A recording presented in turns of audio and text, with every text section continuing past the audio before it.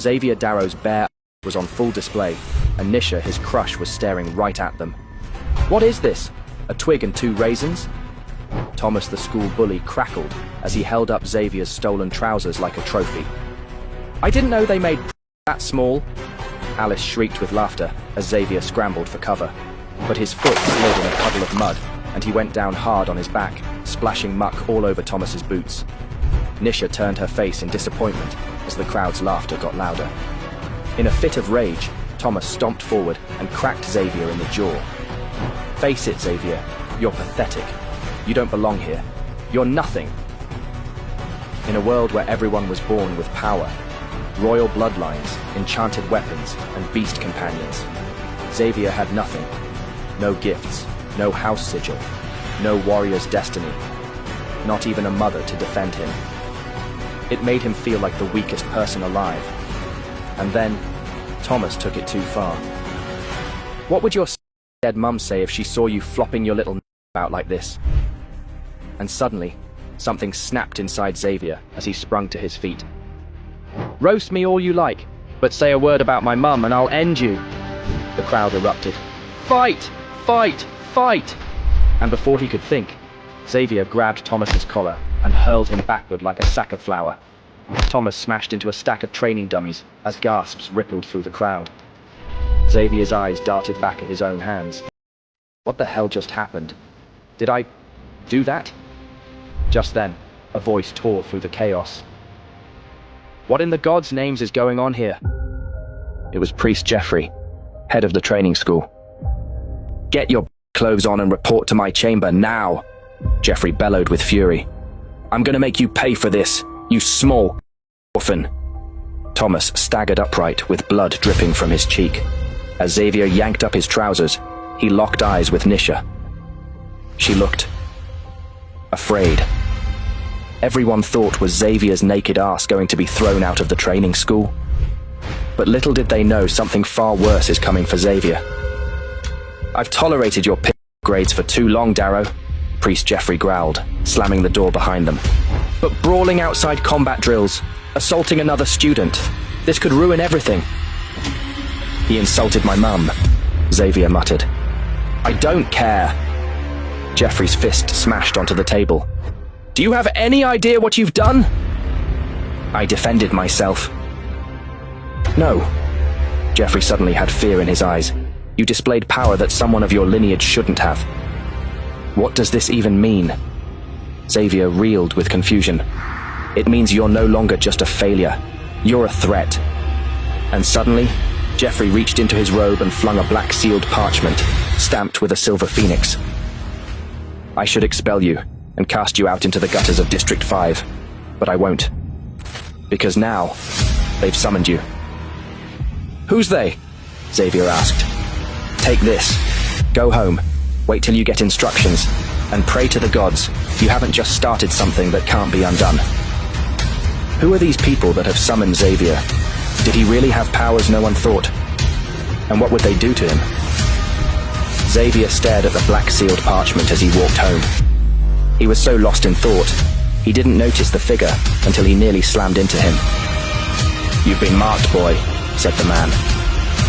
Xavier jerked to a halt. It was the workman from their academy. But now, he looked completely different.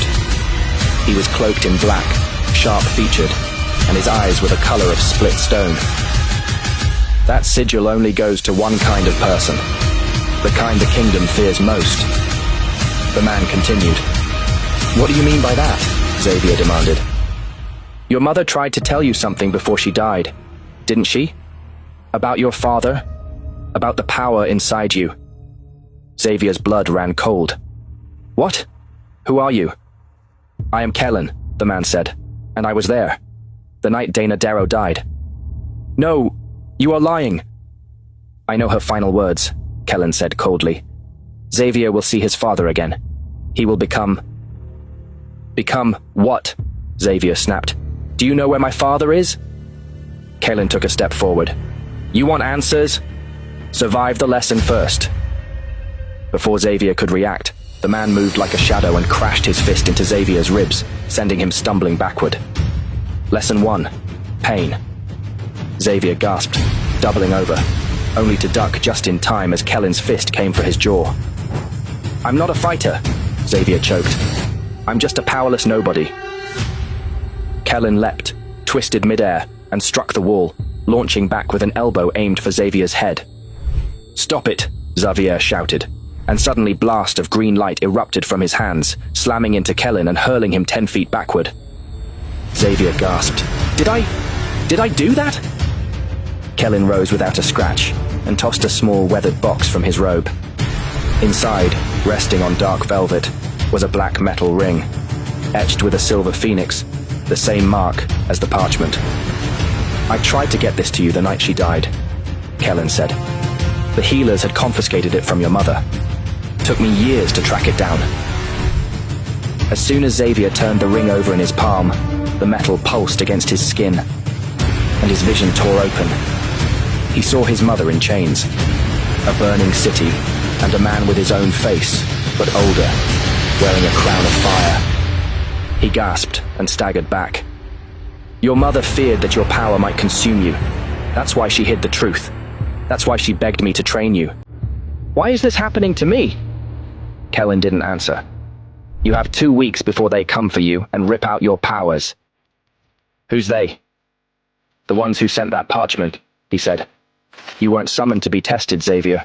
You were summoned to be contained, or killed, whichever is easier." "So what do I do?" "You train.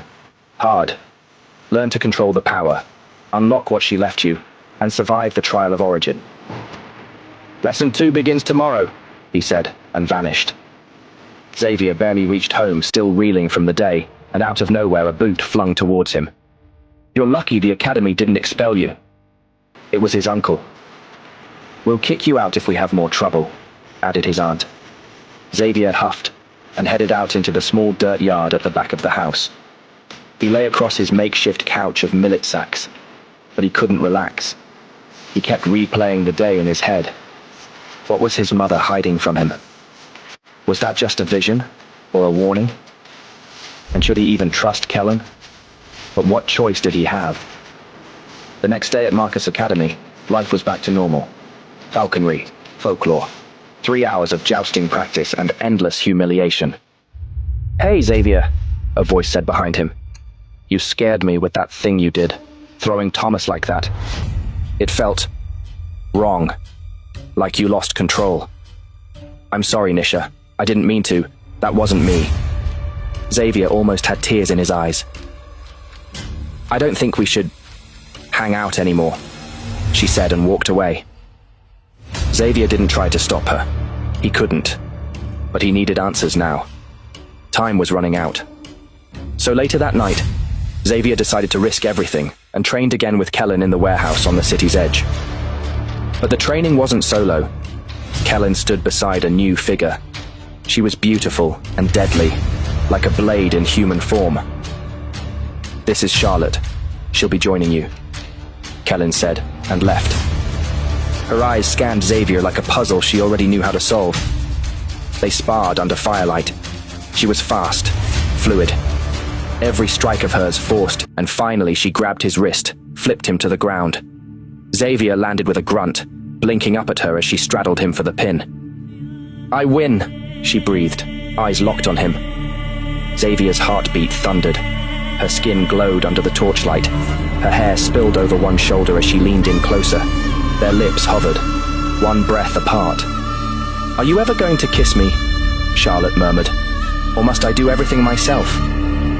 A week later, Xavier was different, stronger, faster, focused. But as he walked through the academy courtyard, the students parted like he was a disease. And at the center stood Thomas, ready to take revenge.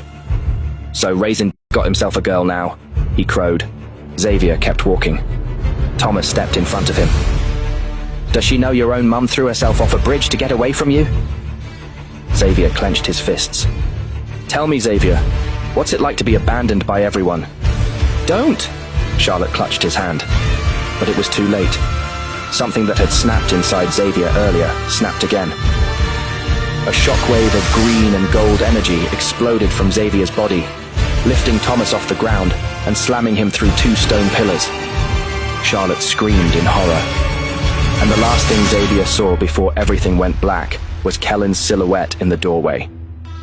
When he woke, Xavier was on the streets, too ashamed to visit Kellen and too hurt to turn to Charlotte. He'd been dumped, expelled, homeless, all in one day. He curled up in a merchant's doorway, muttering wretchedly to him, "I'm going to end up a collector in District 5 of Marcus, unless I can think of some way to turn this around." But by the next night, nothing had changed. His stomach gnawed with hunger, and he'd found a new doorway to hide in. And that's when he saw them. Kellen and Charlotte. Xavier shrank into the shadows, but their voices carried in the night air. "We searched everywhere for him," Charlotte murmured, upset. "I know he and I can't be together, and I'm never to see him again, but I didn't want to hurt him like this." Kellen's voice was low. "You must go to District 1, Charlotte." Then he saw Kellen press a coin pouch glistening with gold into Charlotte's palm. "You played your part well with Xavier," Kellen said. "He'll never know the truth." Xavier couldn't breathe. Had they tricked him? Had Kellen paid Charlotte to be with him? Why? Shame poured through him. He got up and ran. He'd be better off in District 5 than here. But then a voice stopped him as he reached the town square. He turned to see Kellen. "You think Charlotte betrayed you?" he said. "I know she did," Xavier spat. "She's from District 1. You paid her. What was I to you? Just a test subject?" Kellen sighed. "You have it very wrong." Xavier's fists clenched. "Then tell me the truth." Kellen stepped forward. "The truth is, you must forget your life here. Forget me, and forget Charlotte. Your true path awaits you. In District 1... Xavier let out a huge laugh. "Yeah, sure. Like a loser like me belongs in District 1. But then a sudden gust of wind tore through the alley, and it was like the air ripped open. Suddenly, a blinding swirl of light twisted into an enormous glowing archway. "What the bloody hell is that?" Xavier choked, stumbling back onto his bum. District 1, where your real journey begins. But first, you have to take a leap of faith. Kellen calmly pointed at the mystical portal. Xavier swallowed. "You want me to step through that?" "There's someone waiting for you on the other side," he said cryptically. "What? Who?" And just then echoed from the portal, and a figure appeared in the swirling light. "Xavier, my son." Xavier gasped. "It's him!" Gods, Mom was right. It's really him. And without thinking, he jumped through the portal. Who is this mysterious person? And what was on the other side? Will he find the truth he's been chasing, or walk straight into a trap? 1 second, he was stepping through a weird golden portal. The next, he was flat on his back, staring up at a sky so deep blue it looked unreal. He pushed himself up and called for his dad, but there was no sign of him, and the voice had faded. "Your dad is a cheating prick, dude, remember?" he muttered to himself as he took in this new world, where golden rooftops gleamed in the sun, and people in slick battle armor like liquid silver walked by. Hanging from the streetlights were billowing flags and signs bearing the words, "Marcus, District 1. "Geez," Xavier gasped, taking it all in. For the next 10 minutes he tried to stay hidden as he got his bearings. There was no sign of his dad, Kaylin or Charlotte, but he had a good feeling about this place. District 3 and his old life as the school loser could suck it. Was this the end of his life as a downtrodden, bullied orphan? Not quite. If Xavier thought he'd reach the promised land that easily, he was wrong, because something was about to rain on his parade. "Oi! Who the hell are you?" Xavier turned quickly to see a group of guys about his age approaching him. Their leader, a handsome, dark-haired guy with a big scar down his left cheek, looked him up and down and said, "Are you a lost beggar? Have you crawled in from the gutters?" One of the man's gang butted in. "He's from District 5. What the hell is he doing here? Who let him in?" Another one jeered, "Go back to where you came from, you shoveling sewer rat." But then the dark-haired leader shushed them. "Lads," he said, "give this rancid beggar a chance to speak." Xavier looked down at his scruffy linen clothes and bashed-up sandals. I'm Angus, said the dark-haired man. Are you the court jester, brought in for tonight's feast? Laughter erupted, and Xavier's stomach twisted. Not this again. Was he to be the butt of all the jokes in District 1 too? Was he destined to be a loser? Xavier tried to smooth things out. Mate, chill. I don't want any trouble. I've come here to live. You and I are likely to be friends soon. The man named Angus roared with laughter. Worse was to come. A chariot pulled up, and out stepped a beautiful young woman, about his age. Princess Lara! Angus and his gang cooed, clearly smitten. She had almond green eyes, red hair that cascaded over her shoulder, and sumptuous velvet robes. Put this low-life loser in the stocks, she announced, glaring at Xavier like he would shit on her shoe. Who was this young scruffbag, she thought. He was completely out of place. He had the wrong clothes, wrong face, wrong attitude. He wasn't even good enough to scrub the floors. I have a basket of rotting fruit, she announced. We'll invite the townsfolk to pelt him with it until he can take no more. Then he'll know we don't want District 5 scum like him in Marcus. It all happened so quickly after that. Angus picked him up, escorted him towards some massive wooden structure, shoved his head into a round hole, then locked his wrists in place. A small crowd had gathered, and the stench of rotten veg filled Xavier's nostrils. He lifted his eyes to see Angus, his gang, and the townspeople were all clutching mouldy aubergines.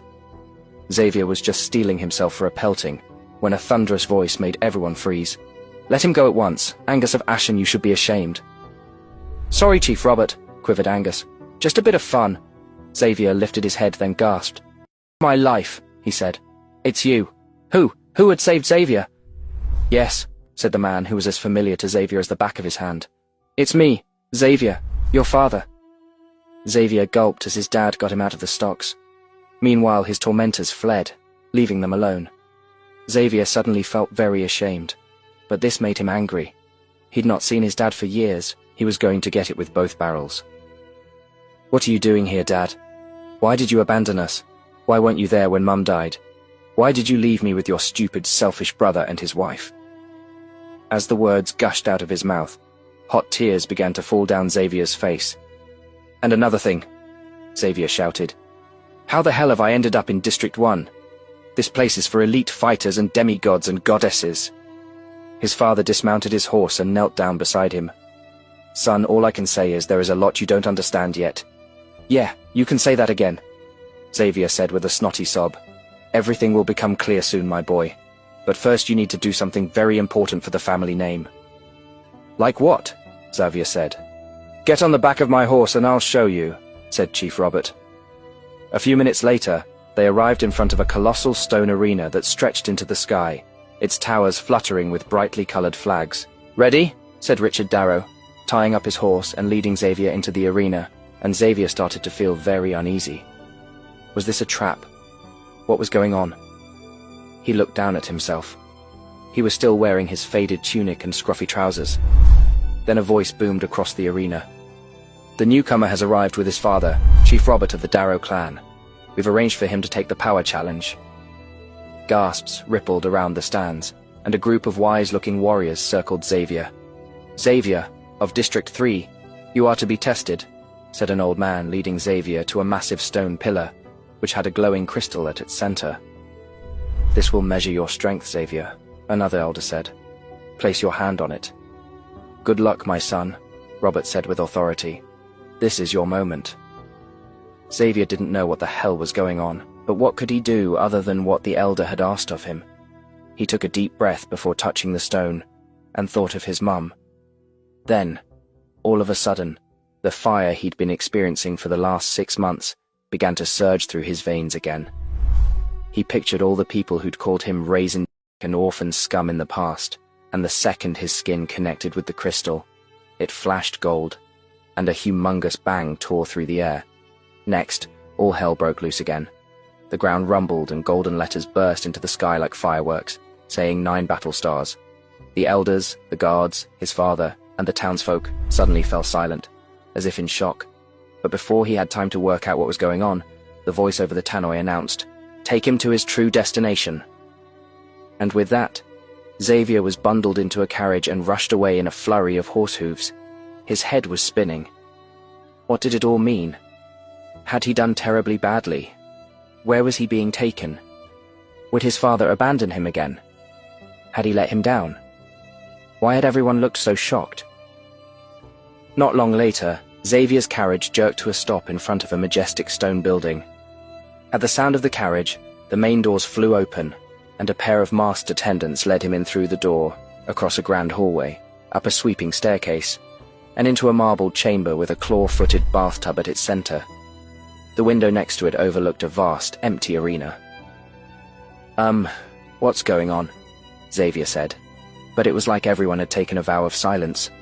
Was he about to be thrown naked into the arena and forced to fight someone to the death? But then a woman stepped forward from an antechamber, and Xavier's breath caught in his throat. She was stunning, tall, elegant, and wrapped in flowing silk.